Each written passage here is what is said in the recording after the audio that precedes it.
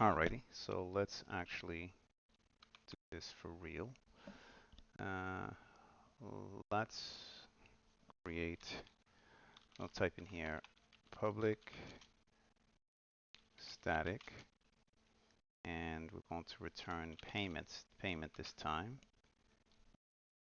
And let's call this get all monthly payments. Return no. So this example now will return all of these payments. Every individual row it will return. So that's the goal of this next assignment. Let's go to this T3 example here, where I'm going to copy. Yes, I can copy most of this. This has 90% of the information that I need. And let's go here to mortgage service. And here we're dealing with an array. So the topic here is arrays, and in this case, if the user types in 30, then of course we want to show 360 payments. So I'm going to keep this like this, keep it hard-coded for now, and we're going to put this inside of a loop. I'll say here for I right here, and then this will be not double, int number of months. This will equal to years times 12. I'm going to say here years, not years times 12, number of months. That'll get us the 360 times that we need to iterate through this.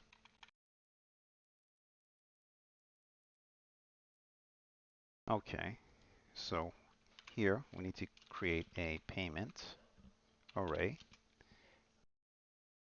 and call this payment details is equal to new payment, and number of months will contain that this has 360 elements. All right, so let's put all this information now in this loop.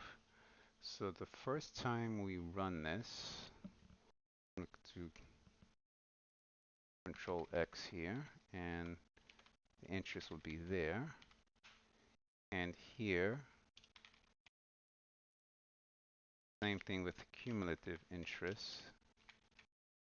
That should be here on top. And then let's put this payment right there.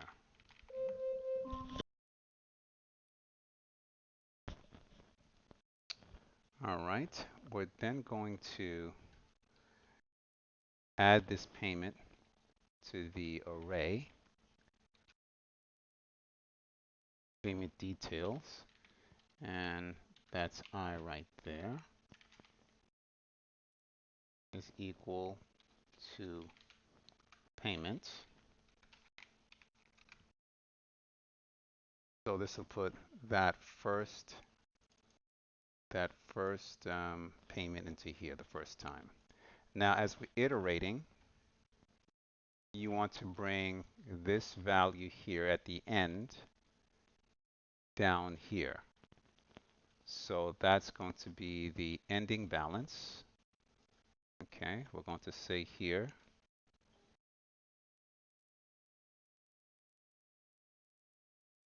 okay, where is it? Oh, let's change this first to I actually. I'm going to change this to I plus 1. Remember, I starts with a 0, so this will be that I there. The loan amount here is the 300, that 1,000 that came in, but again, that 300 will be changed to this value for the second year. So that is the ending balance. So I'm going to go here and type in here the new loan amount is equal to payment get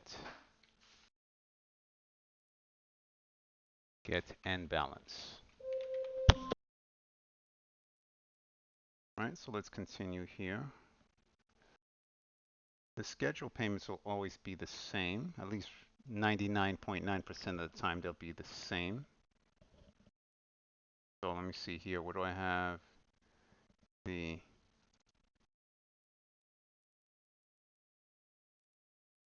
So I'm not going to change that. We changed the loan amount. Years, interest payment. Okay, so that should be fine still. So let's keep going. What else is going to change?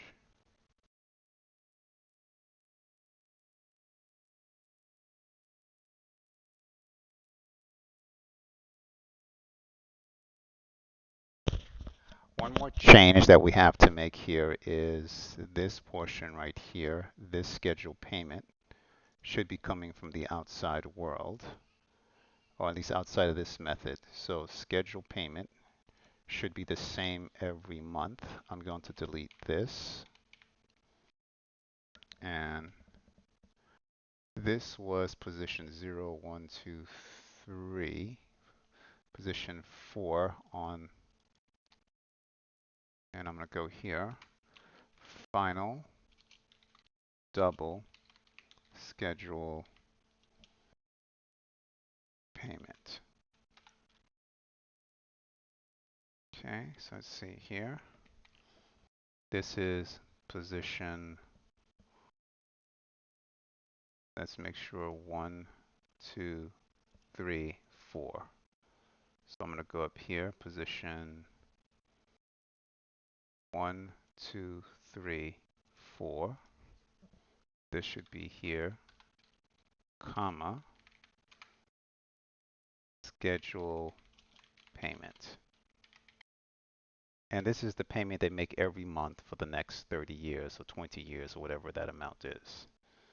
So let's go here and type in double and schedule payment. And this is it right here. In fact, I'm going to refactor this name so it reads better. Get schedule payments. Usually payments are by the month, so we might just call it that. And paste that there. And that takes in the loan amount that we're going to hard code for now, comma, what was the other one? Years that we have there, comma, interest, what we have here, interest.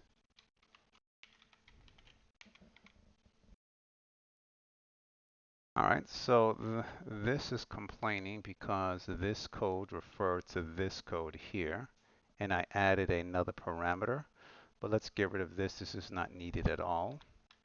Let's change this to get all monthly payments. This now will return payment P is equal to this right here. Let's do a for each. And I'm going to type in here payment. I'm going to say CP for current payment. And payments. Let me make this plural so we understand that it's all the payments.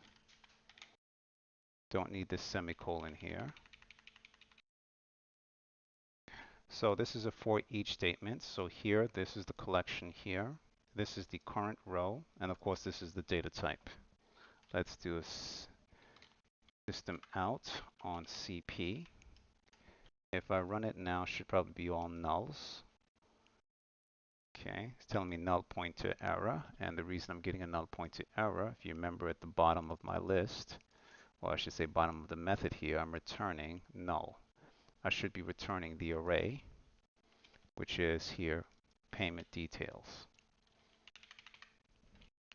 Let's save that and let's run this again. Okay.